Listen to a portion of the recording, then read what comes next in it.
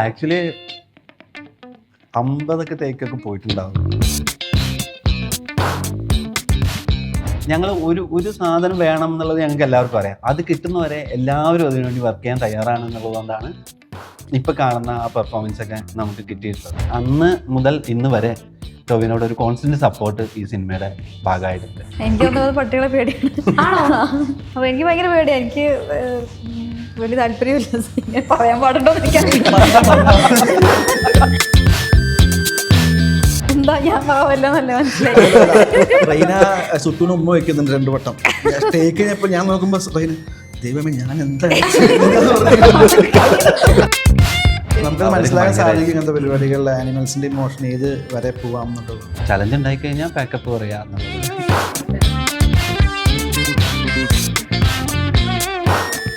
As an actor ഞാൻ സെറ്റിൽ അനുഭവിച്ചുകൊണ്ടിരിക്കുന്ന ബുദ്ധിമുട്ടുകൾ എന്തായിരിക്കും എന്നുള്ളത് എനിക്കറിയാമല്ലോ. അത് ഞങ്ങൾ ഫെസ്റ്റിവലിന് പോയപ്പോൾ ഞങ്ങളവിടെ എന്താ മാറ്റി നിർത്തപ്പെട്ട കൊമേഴ്സ്യൽ സിനിമാക്കാരായിട്ട് മാറ്റി നിർത്തപ്പെട്ട ഒരു വരഞ്ഞ വിഭാഗമായിരുന്നു. പെണ്ണും പൊറാട്ടും സിനിമ ഫെബ്രുവരി 13 തിയേറ്ററിലേക്ക് എത്തുകയാണ്. സോ അതിന്റെ വിശേഷങ്ങളുമായിട്ട് കൂടെ ഉള്ളത് സംവിധായകൻ Rajesh Madhavan and Ravishankar, Raina and Sabin. Welcome. Thank you. So ഇപ്പം ആദ്യമായിട്ട് സംവിധാനം ചെയ്യുന്ന സിനിമയാണ്. സിനിമ മലയാള സിനിമയിൽ കുറേ നാളായിട്ട് രാജേഷ് ചേട്ടൻ ഇപ്പോൾ ഉണ്ടെങ്കിലും സംവിധായകനാവാനായിട്ട് ആഗ്രഹിച്ചു വന്നതാണ്. ഇപ്പം ആദ്യത്തെ സംവിധാനം ഇപ്പോൾ ഇറങ്ങുകയാണ്. അപ്പോൾ ഫസ്റ്റ് സിനിമ തന്നെ നോക്കിക്കഴിഞ്ഞാൽ ഇതൊരിക്കലും ഒരു സേഫ് സോൺ അല്ല പിടിച്ചിരിക്കുന്നത്. കുറച്ച് കോംപ്ലക്സ് ആയിട്ടുള്ള ഒരു സിനിമ തന്നെയാണ്. ആദ്യത്തെ സിനിമ തന്നെ ആ ഒരു രീതിയിൽ തന്നെ ചെയ്യാമെന്നുള്ള തീരുമാനം എങ്ങനെയായിരുന്നു, എന്തുകൊണ്ടായിരുന്നു? നമുക്ക് സിനിമ ചെയ്യാനൊരു അവസരം കിട്ടുമ്പോൾ നല്ലൊരു സിനിമ ചെയ്യണം എന്നുള്ളൊരു ആഗ്രഹത്തോട് കൂടി തന്നെയാണ് എപ്പോഴും വർക്ക് ചെയ്തിട്ടുള്ളത്. അപ്പോൾ ഈ സിനിമ ചെയ്യാൻ എനിക്ക് ഇങ്ങോട്ടുള്ള ഒരു അവസരം വന്നതാണ്. എന്നോട് ഒരു സിനിമ ചെയ്യുമ്പോൾ ഞങ്ങൾ ചെയ്യാമെന്ന് സന്തോഷ് ചേട്ടൻ ഇങ്ങോട്ട് പറയും. അപ്പം അതിനനുസരിച്ച് ഞങ്ങൾക്ക് ആ ഒരു സമയത്ത് ഒരു സ്വാതന്ത്ര്യം ഉണ്ടായിരുന്നു. നമ്മൾ അങ്ങനെ ഞങ്ങളുടെ ചിന്തകളെ മനസ്സിലാക്കാൻ പാകത്തിന് ഒരു സ്വാതന്ത്ര്യം തന്നിട്ടുണ്ടായിരുന്നു പുള്ളി.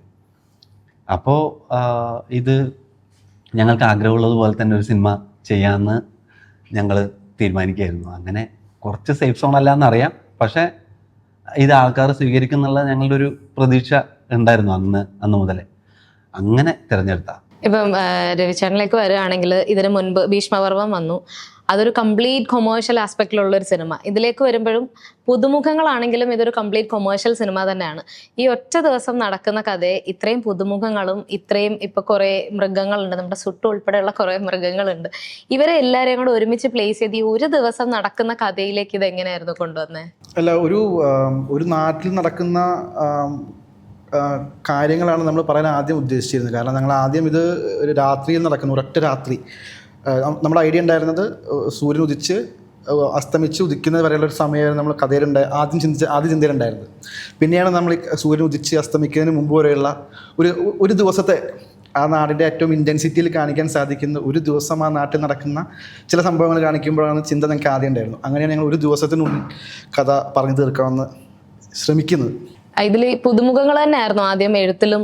അതാണ്, ഞങ്ങൾ ഒരു സമയത്ത് പോലും ഒരു ആർട്ടിസ്റ്റിനെ വെക്കണമെന്നുള്ള ചിന്ത ഇപ്പോഴൊന്നല്ല, ഞങ്ങൾ കഥയുടെ ആദ്യ ഘട്ടം മുതൽ തന്നെ ഞങ്ങൾ ചിന്തിച്ചിട്ടില്ല. കാരണം ഒരിക്കലും ഞങ്ങൾക്ക് തോന്നിയിട്ടില്ല.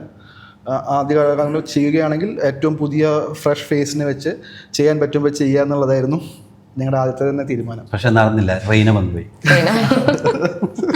അതെ, റെയ്ന എങ്ങനെയായിരുന്നു ഇതിലേക്കുള്ള എൻട്രി? ഓഡിഷനിലൂടെ തന്നെയാണ് ഞാനും വന്നത്. ബാക്കി എല്ലാവരും പോലെ തന്നെ ഓഡിഷനിലൂടെ തന്നെ വന്നു. എങ്ങനെയായിരുന്നു ഇപ്പൊ ഈ ഒരു ടീമിന്റെ കൂടെ ഉള്ള എക്സ്പീരിയൻസ് എങ്ങനെയുണ്ടായിരുന്നു? പൊക്കാൻ അവസരം കിട്ടി. ഭയങ്കര നല്ല എക്സ്പീരിയൻസ് ആയിരുന്നു. രാജേഷ് ചേട്ടൻ്റെ കൂടെയൊക്കെ വർക്ക് ചെയ്യുന്നത് ഭയങ്കര നല്ലതായിരുന്നു. ഒരു ഡയറക്ടർ എന്നുള്ള രീതിക്ക് ഭയങ്കര ചില്ലാണ് പുള്ളി. പിന്നെ രവിചേട്ടനും ഫുൾ ടൈം സെറ്റിൽ തന്നെ ഉണ്ടായിരുന്നു. എല്ലാവരും ഭയങ്കര ചില്ലായിട്ടുള്ള ആൾക്കാരാണ്. സബിൻ അധികം സംസാരിക്കില്ലെങ്കിലും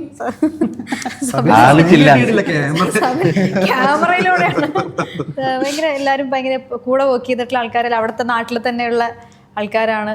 അവിടുത്തെ ചേച്ചിമാരും ചേട്ടന്മാരും ഒക്കെ ഭയങ്കര അടിപൊളിയായിരുന്നു. നമ്മൾ എല്ലാവരും ഭയങ്കര ഫാമിലി പോലെ തന്നെ ഒരുമിച്ച് വർക്ക് ചെയ്തിട്ടുള്ള ഒരു സെറ്റായിരുന്നു. സബിൻ ഒരുപാട് സംസാരിക്കില്ല എന്ന് പറഞ്ഞു, പക്ഷെ വിഷ്വൽസിലൂടെ സംസാരിക്കുന്ന ആളാണല്ലോ. അപ്പൊ ഇതിലേക്ക് വരുമ്പോ ഇപ്പൊ നോക്കിക്കഴിഞ്ഞാൽ ഇപ്പൊ പറഞ്ഞു ഒരു ദിവസം നടക്കുന്ന കഥ, അപ്പം ഫ്രെയിംസിന്റെ ഇതിനൊരു വിഷ്വൽ ബ്യൂട്ടി തന്നെ ഭയങ്കര രസമാണ് നമുക്ക് കണ്ടിരിക്കാനായിട്ട്. അപ്പം ഇത് എങ്ങനെയായിരുന്നു അതിന്റെ ഫ്രെയിമിങ്ങും പിന്നെ എന്റെ കളർ പാലറ്റ് നോക്കുമ്പോഴും എനിക്ക് തോന്നുന്നു കുറച്ച് പാലറ്റ് പിടിച്ചിട്ടാണ് ചെയ്തിരിക്കുന്നതെന്ന് തോന്നുന്നു. എങ്ങനെയായിരുന്നു അതെല്ലാം? അതൊരു കൊളാബറേറ്റീവ് എഫേർട്ടാണ്. ഇപ്പോൾ രാജേഷേട്ടനും കൃത്യമായ ഐഡിയ ഉണ്ടായിരുന്നു, നമുക്ക് ഇങ്ങനത്തെ കളേഴ്സൊക്കെ ട്രൈ ചെയ്ത് നോക്കാമെന്നുള്ളൊരു ഐഡിയ ഉണ്ടായിരുന്നു. ഒരു ബ്രീഫിൽ നിന്ന് നമ്മൾ പിന്നെ അങ്ങോട്ട് ഒരുമിച്ച് വർക്ക് ചെയ്ത് തുടങ്ങുക എന്നുള്ളൊരു ഇതിൽ തന്നെ. അപ്പോൾ എല്ലാം കോൺഷ്യസ് ആണ്, കളേഴ്സ് ആയാലും ഫ്രെയിമിംഗ് ആണെങ്കിലും ആൾക്കാരുടെ പെർഫോമൻസ്, ആൾക്കാരുടെ ഫേസുകൾ എല്ലാം പുതിയ ആൾക്കാരാണല്ലോ. അപ്പോൾ അതിന് അപ്പോൾ പെർഫോമൻസിൻ്റെ മാക്സിമം എൻഹാൻസ് ചെയ്യുക, ഇത് ഷൂട്ട് ചെയ്യുക എന്നുള്ളൊരു ഐഡിയ ആയിരുന്നു ബേസിക് ആയിട്ടുള്ളത്. അതായത് ആരും പുതിയ ആൾക്കാരാന്ന് തോന്നരുത്, സിനിമ കാണുമ്പോൾ ഒട്ടും വിട്ടുപോകാതെ നെറേറ്റീവ് പോവാന്നുള്ള ബേസിക് ബ്രീഫുകൾ തന്നെയായിരുന്നു. അങ്ങനെ നമ്മൾ ഔട്ട് ഓഫ് ദി ബോക്സ് ചിന്തിക്കുമ്പോൾ, ഔട്ട് ഓഫ് ദി ബോക്സ് എല്ലാവരും കൊണ്ട് ഒരുമിച്ച് വർത്താനൊക്കെ പറയിക്കുമ്പോൾ അത് ഷൂട്ട് ചെയ്തെടുക്കുക എന്നുള്ളത് ഭയങ്കര പ്രയാസമുള്ള കാര്യമാണ്. അത് അങ്ങനെ ഷൂട്ട് ചെയ്യാൻ നമ്മളുടെ ഒരു ധൈര്യം എന്ന് പറഞ്ഞു കഴിഞ്ഞാൽ നമ്മുടെ കൂട്ടത്തിൽ തന്നെ ഒരാൾ അതിൻ്റെ സിനിമാറ്റോഗ്രാഫറായിട്ട് ഉണ്ടാവുന്നു എന്ന് പറയുന്നതാണ്. അപ്പോൾ എനിക്ക് ഇതൊക്കെ വേണം, ഇതൊക്കെയാണ് നമ്മളെ കണ്ടൻ്റായിട്ട് വേണ്ടതെന്ന് ഉള്ളത് ഏറ്റവും ഫസ്റ്റ് കമ്മ്യൂണിക്കേറ്റ് ആവേണ്ടത്. ഇപ്പോൾ ഞങ്ങൾ പറയുന്ന സാധനം ഫസ്റ്റ് കമ്മ്യൂണിക്കേറ്റ് ആവേണ്ടത് സബിനാണ്. സബിൻ അങ്ങനെ കൂടെ നിൽക്കുന്നതുകൊണ്ടാണ് അങ്ങനെ ഒരു സിനിമയായിട്ട് അതിനെ ഷൂട്ട് ചെയ്യാൻ പറ്റിയത്. ഇതിലെ ആക്ടേഴ്സ് ആണെങ്കിലും ഒരുപാട് പേരും പുതുമുഖങ്ങൾ തന്നെയാണ്. ഇതിലെ ചില സീൻസ് നോക്കിക്കഴിഞ്ഞാൽ ക്ലോസ്ഡ് ആയിട്ടുള്ള സ്പേസിലുള്ള കുറച്ച് സീൻസ് ഉണ്ടല്ലോ, ഒരുപാട് ഞാൻ പറയുന്നില്ല എങ്കിലും കുറച്ചുണ്ടല്ലോ, അതൊക്കെ എനിക്ക് ഒന്ന് ഷൂട്ട് ചെയ്യാൻ അത്ര എളുപ്പമുള്ള കാര്യങ്ങളല്ല. പിന്നെ അവരെ കൊണ്ടാണെങ്കിലും ആ ഒരു രീതിയിൽ ഷൂട്ട് ചെയ്യിപ്പിച്ചെടുക്കുക, അതിൻ്റെ കണ്ടിന്യൂറ്റി കീപ്പ് ചെയ്യുക. ഈ പുതുമുഖങ്ങളെ കൊണ്ട് അത്തരത്തിലുള്ള സീൻസ് ഒക്കെ ഷൂട്ട് ചെയ്യിക്കുന്നത് എങ്ങനെയായിരുന്നു? എത്ര ടേക്ക് ഒക്കെ പോകേണ്ട വന്നു?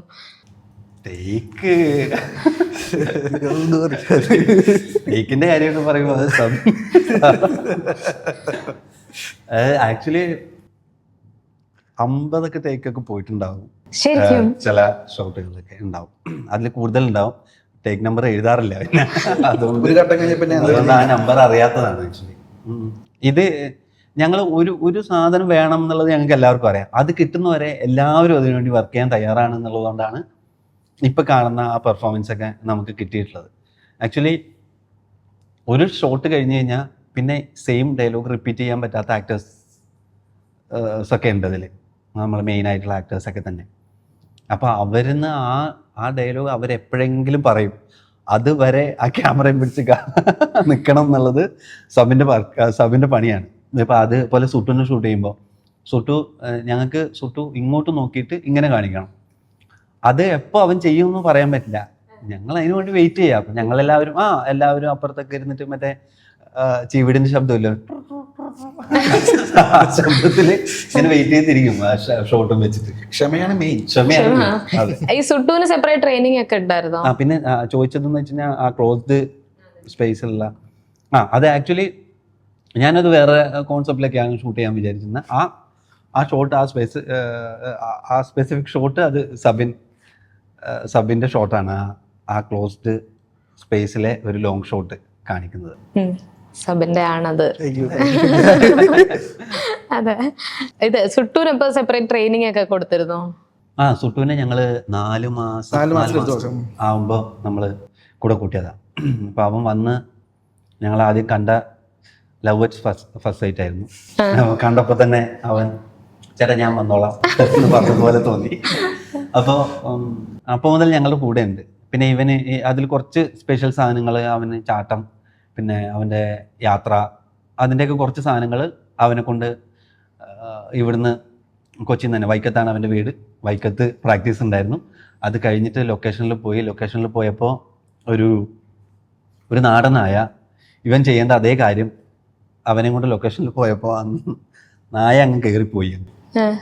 അപ്പോൾ അതിനെ കണ്ടു കഴിഞ്ഞപ്പോൾ സുട്ടുവിനും കോൺഫിഡൻ്റ് ആയ ഏറ്റവും ഡിഫിക്കൽട്ട് ആയിട്ടുള്ള സാധനങ്ങളൊക്കെ കോൺഫിഡൻസ് കൂടി.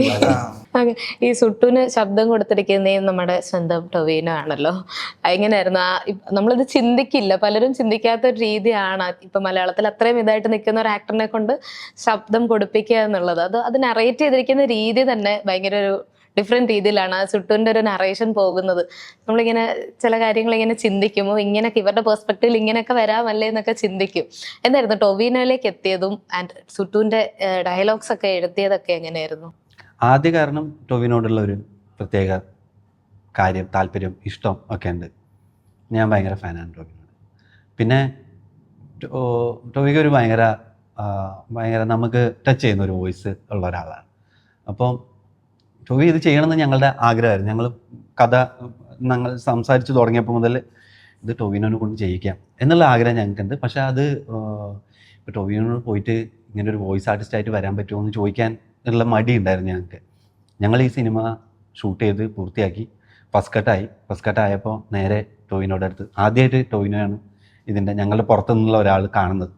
അപ്പോൾ ടോവിനോട് അടുത്ത് പോയി ഈ സിനിമ മൊത്തം ടോവി കണ്ടിട്ട് ടോവി അപ്പോൾ പറഞ്ഞു, ഞാൻ ചെയ്യാമല്ലോ, ഞാൻ എന്തായാലും ചെയ്യാം എന്ന് പറഞ്ഞിട്ട് അന്ന് മുതൽ ഇന്ന് വരെ ടോവിനോട് ഒരു കോൺസ്റ്റൻറ്റ് സപ്പോർട്ട് ഈ സിനിമയുടെ ഭാഗമായിട്ടുണ്ട്. അതിൽ ഞങ്ങൾ ഭയങ്കര ഭാഗ്യം. ഈ സുട്ടുവിന്റെ പെർസ്പെക്റ്റീവ് മനസ്സിലാക്കി അല്ലെങ്കിൽ ആ ഒരു ഇങ്ങനെ ആയിരിക്കാം അതെന്ന് ചിന്തിച്ചായിരിക്കുമല്ലോ എഴുതുന്നത്. എങ്ങനെയായിരുന്നു? സുട്ടു മാത്രമല്ല, പല ഇപ്പം നമ്മുടെ കോഴികളുണ്ട്, അങ്ങനെയുള്ള കുറച്ച് പേരുണ്ട്, അവരുടെ ഒരു പെർസ്പെക്റ്റീവിൽ ചിന്തിച്ചുള്ള എഴുത്ത് രീതി എങ്ങനെയായിരുന്നു? ചോദിക്കും, നമ്മൾ ഇരുന്ന് ചോദിക്കും. എല്ലാവരും സങ്കല്പമാണ്.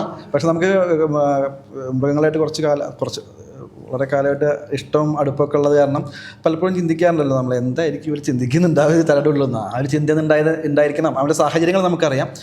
അവൻ്റെ സ്വഭാവം നമുക്ക് ഏകദേശം ഒരു നല്ല പാവം നായായിട്ടാണ് നമ്മൾ മനസ്സിൽ കണ്ടിട്ടുണ്ടായിരുന്നത്. അവൻ്റെ ഈ സാഹചര്യങ്ങൾ നമ്മൾ അവനെ കൊണ്ടുപോയിടുമ്പോൾ പാവം അവൻ ഇങ്ങനെയായിരിക്കും സംസാരിക്കുന്നതെന്ന് നമുക്കൊരു സംശയം ഉണ്ടായിരുന്നു. ആ സംശയമാണ് നമ്മൾ എഴുതി വെച്ചിട്ടുണ്ടാവും, ഇങ്ങനെയൊക്കെ ആയിരിക്കും അവൻ സംസാരിക്കുന്നത്. ഒരു ഇൻസിഡൻറ്റ് ഉണ്ടായിരുന്നു. മറ്റേ ഞങ്ങളുടെ ഒരു സുഹൃത്ത് ഒന്ന് പട്ടിയുടെ വിഷമം മനസ്സിലാക്കാൻ വേണ്ടിയിട്ട് അങ്ങനെയൊക്കെ ഉണ്ടായിരുന്നു. പട്ടീനെ കൂട്ടിന്റെ പുറത്താക്കിയിട്ട് അവൻ കൂട്ടിൽ കയറി കിടന്നിരുന്നു. എമ്പതൈസ് ചെയ്യാൻ വേണ്ടിയിട്ട്. കാരണം നമ്മുടെ കൂടെ ഉള്ളതാണല്ലോ, സിറ്റുവേഷൻ മനസ്സിലാക്കാനല്ലേ, അവരുടെ ഒരു അതൊക്കെ ഞങ്ങളുടെ ഇൻസ്പിറേഷനാണ്. ഇപ്പൊ സുട്ടുമായിട്ടുള്ള കോമ്പിനേഷൻ സീൻ ഉണ്ടായിരുന്നല്ലോ, എങ്ങനെ ഉണ്ടായിരുന്നു? എനിക്ക് തോന്നുന്നത് പട്ടികളെ പേടിയാണ്. ആണോ?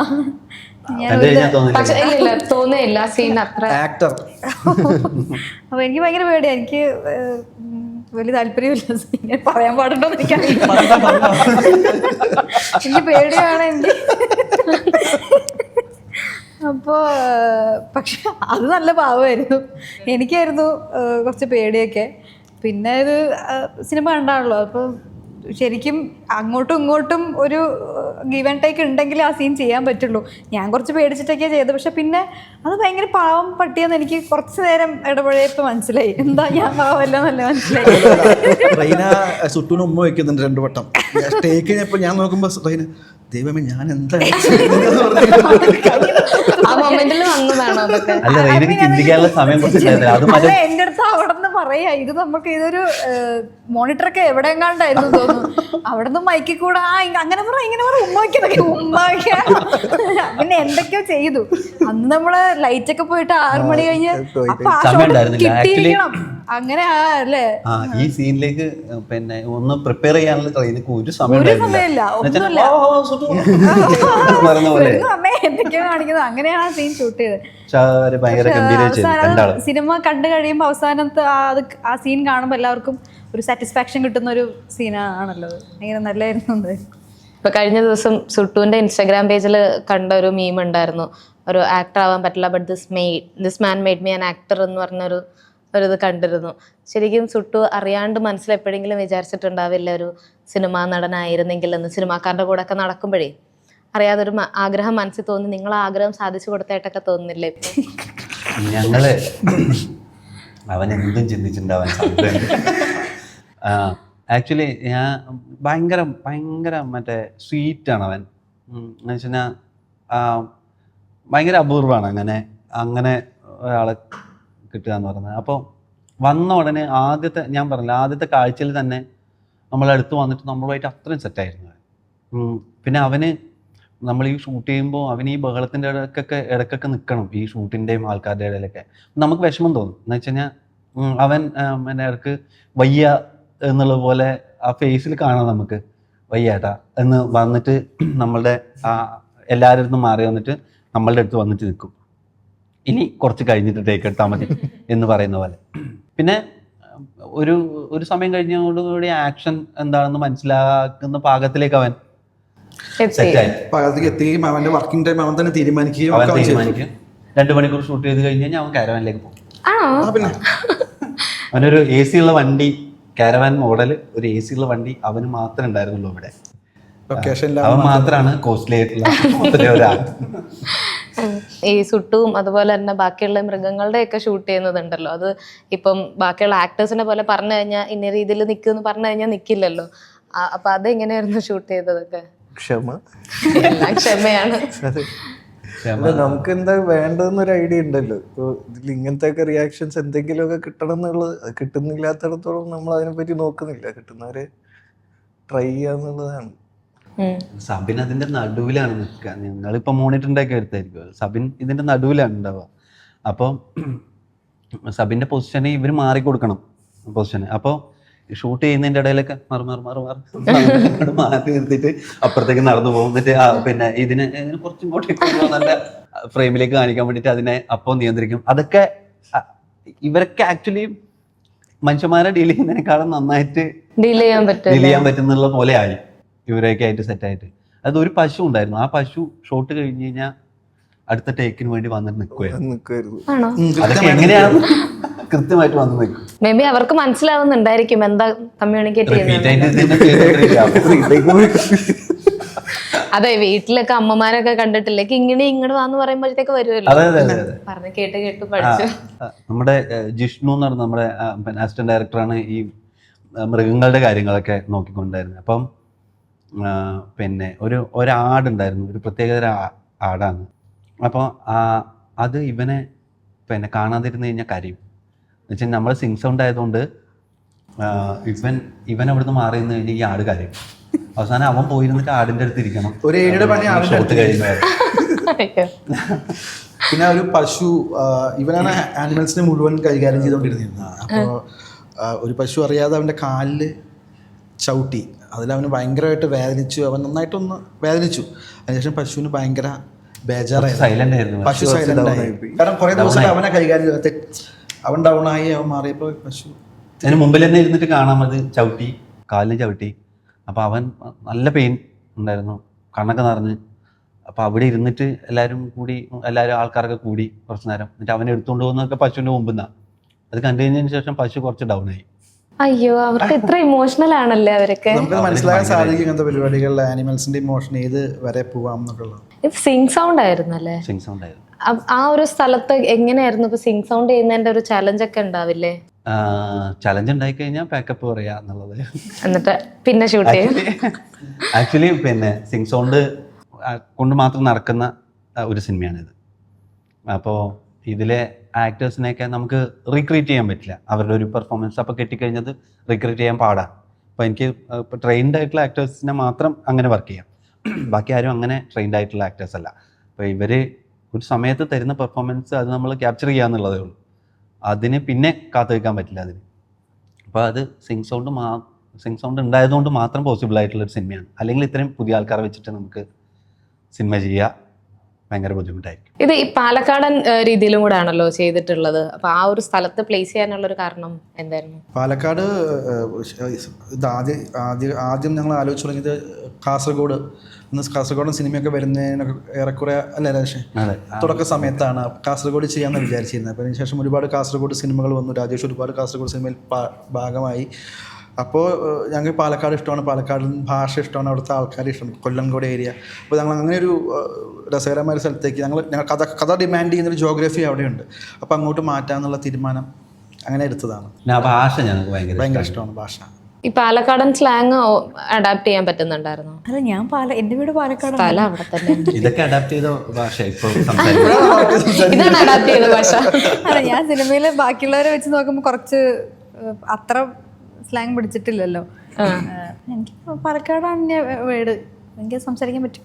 ആക്ടറായിട്ടും കാസ്റ്റിംഗ് ഡയറക്ടറായിട്ടും നിന്നിട്ട് അപ്പോൾ ഈ ആക്ടേഴ്സിൻ്റെ ഒരു മീറ്റർ മനസ്സിലാകുമല്ലോ, എങ്ങനെയായിരിക്കും ഇവർ എന്തൊക്കെയായിരിക്കും ഇവരെ കൊണ്ട് പുൾ ഓഫ് ചെയ്യാൻ പറ്റുക എന്നുള്ളത് മനസ്സിലാകുമല്ലോ. അപ്പം ഇതിൽ പല ആക്ടേഴ്സിൻ്റെ ഇപ്പം ലീഡ് എല്ലാവർക്കും ഇമ്പോർട്ടൻസ് ഉള്ള ക്യാരക്ടേഴ്സ് തന്നെയാണ്, എന്നാലും കുറച്ചും കൂടെ ഇമ്പോർട്ടൻസ് കൂടുതലുള്ളവരുണ്ടല്ലോ. അപ്പം ഇവരുടെയൊക്കെ ഒരു മീറ്റർ കറക്റ്റായിട്ട് മനസ്സിലാക്കിയിട്ട് ഇതിൻ്റെ സ്ക്രിപ്റ്റ് കംപ്ലീറ്റ് ചെയ്തിട്ടല്ല സെറ്റിലേക്ക് പോയത് എന്നുള്ളത് കേട്ടിട്ടുണ്ടായിരുന്നു. സ്പോട്ടിൽ ഇവരുടെ പെർഫോമൻസ് വെച്ചിട്ട് ഇംപ്രവൈസ് ചെയ്തു എന്നുള്ളതുണ്ടായിരുന്നു. എങ്ങനെയായിരുന്നു ഇവരുടെ മീറ്റർ മനസ്സിലാക്കിയിട്ടുള്ള സ്പോട്ടിലെ ഇംപ്രവൈസേഷൻ രീതികൾ എങ്ങനെയായിരുന്നു? സ്ക്രിപ്റ്റ് കംപ്ലീറ്റ് ആയിട്ടുണ്ട്. അതൊരു ബ്ലൂ പ്രിന്റ് പോലെയാണ്. അതിനെ ഡയലോഗുകൾ അങ്ങനെ ഉറപ്പിച്ചു വെച്ചിട്ടുള്ള സാധനമല്ല. ആസ് ആൻ ആക്ടർ ഞാൻ സെറ്റിൽ അനുഭവിച്ചുകൊണ്ടിരിക്കുന്ന ബുദ്ധിമുട്ടുകൾ എന്തായിരിക്കും എന്നുള്ളത് എനിക്കറിയാലോ.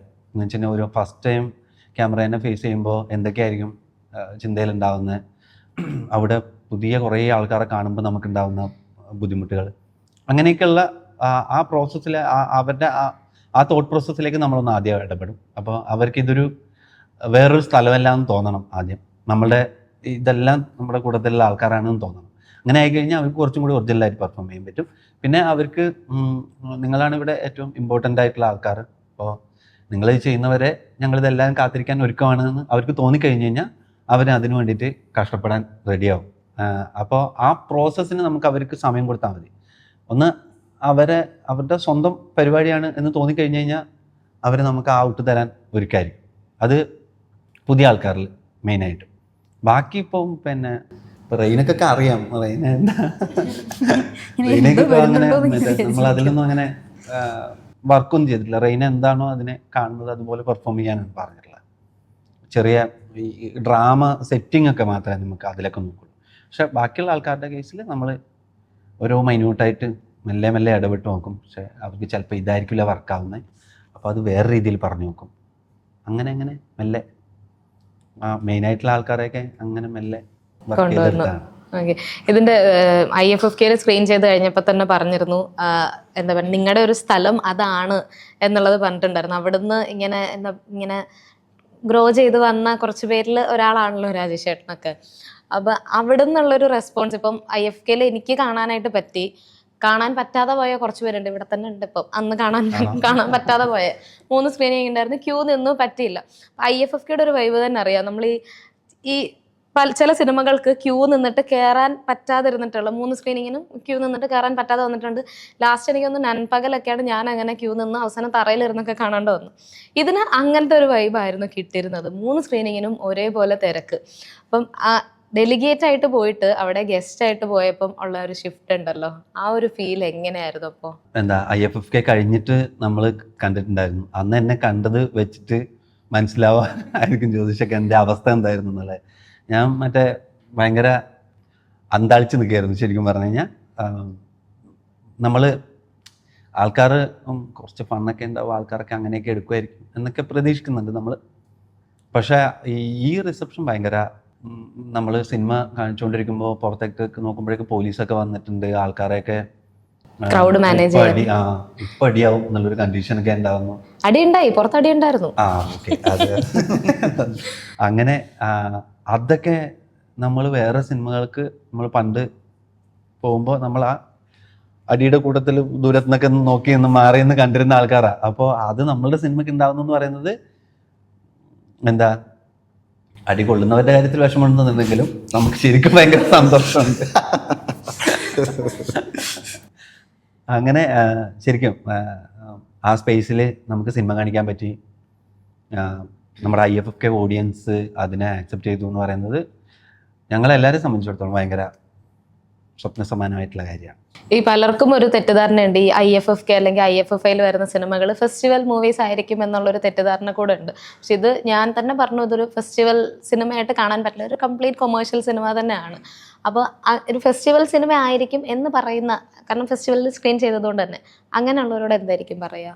അത് ഞങ്ങൾ ഫെസ്റ്റിവലിന് പോയപ്പോൾ ഞങ്ങളവിടെ എന്താ മാറ്റി നിർത്തപ്പെട്ട കൊമേഴ്ഷ്യൽ സിനിമക്കാരായിട്ട് മാറ്റി നിർത്തപ്പെട്ട ഒരു വരണ്യ വിഭാഗമായിരുന്നു.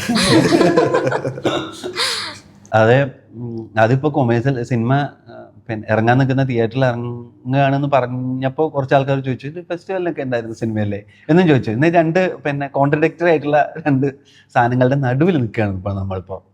അപ്പോൾ ആൾക്കാർക്ക് അത് കാണുമ്പോൾ എന്താണ് ഇതിൻ്റെ കാര്യം എന്ന് മനസ്സിലാവുന്നതാണ് വിചാരിക്കുന്നത്. ഇപ്പം അതിൻ്റെ ഒരു പാലം നമ്മൾ ഫെസ്റ്റിവൽ സിനിമ അല്ല കൊമേഴ്ഷ്യൽ സിനിമ എന്ന് പറഞ്ഞിട്ട് കാണാതെ നല്ല സിനിമ എന്നുള്ളൊരു മീറ്ററിൽ ഇതിനെ കാണാൻ പറ്റും എന്ന് നമ്മൾ പ്രതീക്ഷിക്കുന്നു. അതിൽ ഇത് സേഫ് ആയിരിക്കും. സേഫ് സോൺ ആണോ? അങ്ങനെ നോക്കുമ്പോൾ സേഫ് സോൺ ആണ് ആയിരിക്കുമല്ലോ. അതെ. അപ്പോൾ 13-ാം തീയതി എന്തായാലും സിനിമ ഇറങ്ങാണ്. അപ്പം ഇനിയും കാണാൻ പോകുന്ന പ്രേക്ഷകരോട് എന്ത് പറയും? പടം പോയി കാണുക എന്നുള്ളതാണ് ആദ്യമായിട്ട് പറയാനുള്ളത്. കഴിഞ്ഞിട്ടൊക്കെ ഇതും സന്തോഷം. തിയേറ്ററിൽ പോയി ആൾക്കാർ എല്ലാവരും കാണണം എന്നുള്ള പ്രതീക്ഷയും സന്തോഷവും. പിന്നെ IFKയിലൊക്കെ ആൾക്കാർ എന്ന് പറഞ്ഞാൽ ചിരിയും അങ്ങനെയൊക്കെ ആയിട്ടാണ് കണ്ടിരുന്നത്. അതേപോലെ ആൾക്കാർക്ക് ഭയങ്കര ഒരു എൻജോയ് ചെയ്ത് കണ്ടിരിക്കാൻ പറ്റുന്നൊരു സിനിമയായിരിക്കും. എന്നാൽ ഞങ്ങൾക്ക് അതിൽ കുറച്ച് കാര്യങ്ങളും പറയാനുണ്ട്. ആ കാര്യങ്ങളും കൂടി അതിൻ്റെ ഉള്ളിലേക്ക് ഉൾപ്പെടുത്തിയിട്ടുണ്ട്. അപ്പോൾ ആൾക്കാർക്ക് ചിരിച്ച് ചിന്തിച്ച് പോകാൻ പറ്റുന്ന ഒരു നല്ലൊരു സിനിമയായിരിക്കും ഇത് എന്നുള്ളതാണ് പ്രതീക്ഷ. നമുക്ക് ചുറ്റുള്ള കുറേ ആൾക്കാരെ കാണുന്നവർക്കെല്ലാം ക്യാരക്ടേഴ്സിന് പിക്ക് ചെയ്യാൻ സാധിക്കും. നടക്കുന്നൊരു സാങ്കല്പിക ഗ്രാമത്തിലാണെങ്കിലും നമുക്കറിയുന്ന കുറേ ആൾക്കാർ ആ സിനിമയിൽ ഉണ്ടാവാൻ സാധ്യത കൂടുതലാണ്. അതാണ് പ്രേക്ഷകരോട് പറയുന്നത്. നമ്മുടെ ചുറ്റുമുള്ള ഒരുപാട് പേരെ അതിൽ കാണാൻ പറ്റുമല്ലോ. ഈ പറഞ്ഞതൊക്കെ തന്നെ ഈ IFFKയിൽ പൊതുവെ എല്ലാവരും കുറച്ച് മസിൽ പിടിച്ചിരിക്കുന്നതാണെന്നാണ് എല്ലാവരുടെയും ധാരണ. അങ്ങനെയൊക്കെ തന്നെയാണ് കുറച്ച് സത്യവും. പക്ഷേ നമ്മുടെ സിനിമ എല്ലാവരും, ഞാനൊരു 2018 മുതൽ IFFKയിൽ പങ്കെടുക്കുന്ന ഒരാളാണ്. അപ്പോൾ ഇങ്ങനെ ഒരു moment actually rarest of the rare മൊമെൻ്റാണ്. ഇങ്ങനെ IFFKയിൽ ഒരു പടം കണ്ട ആൾക്കാർ ചിരിയും കയ്യടിയോടുകൂടെ അവസാനം അത്രയും എൻജോയ് ചെയ്ത് കാണുന്നത്, ഒരു തിയേറ്ററിലൊരു പടം കാണുന്ന അതേ വൈബോടുകൂടെ കാണുന്നത് വളരെ റെയറായിട്ടുള്ളൊരു കാര്യമാണ്. അപ്പോൾ അങ്ങനെ ഈ സിനിമയ്ക്ക് അവിടെ സംഭവിച്ചിട്ടുണ്ട്. അപ്പോൾ അത് ഉറപ്പായിട്ടും നമ്മൾ തിയേറ്ററിൽ റിലീസ് ചെയ്യുമ്പോഴും അതിൻ്റെ ഇരട്ടി അവിടെ ട്രാൻസ്ലേറ്റ് ചെയ്യാൻ പറ്റുമെന്നാണ് വിചാരിക്കുന്നത്. അതിനുള്ളൊരു കണ്ടൻറ്റ് നമ്മുടെ പടത്തിലുണ്ട്. അത്രയും ക്വാളിറ്റി ഉള്ളൊരു പടമാണ്. അപ്പോൾ ഇതൊരു വ്യത്യസ്തമായിട്ടുള്ളൊരു പടമാണ്. അപ്പോൾ എല്ലാവരും തിയേറ്ററിൽ പോയി കണ്ട് വിജയിപ്പിക്കുക. അന്ന് ആ സ്ക്രീനിങ് കഴിഞ്ഞിട്ട് തന്നെ രാജേഷ് ചേട്ടൻ പറഞ്ഞൊരു കാര്യം ഉണ്ടായിരുന്നു. അതായത് വേറൊരു ലോകം എന്താണെന്നുള്ളത് ഞാൻ പറയുന്നില്ല, ക്ലൈമാക്സിനോട് അടുപ്പിച്ചുള്ള ക്ലൈമാക്സ് തന്നെ, അതെന്താണെന്നുള്ളത് നിങ്ങൾക്കും അറിയില്ല എന്നുള്ളത്, അപ്പുറത്ത് നടക്കുന്നൊരു കാര്യം.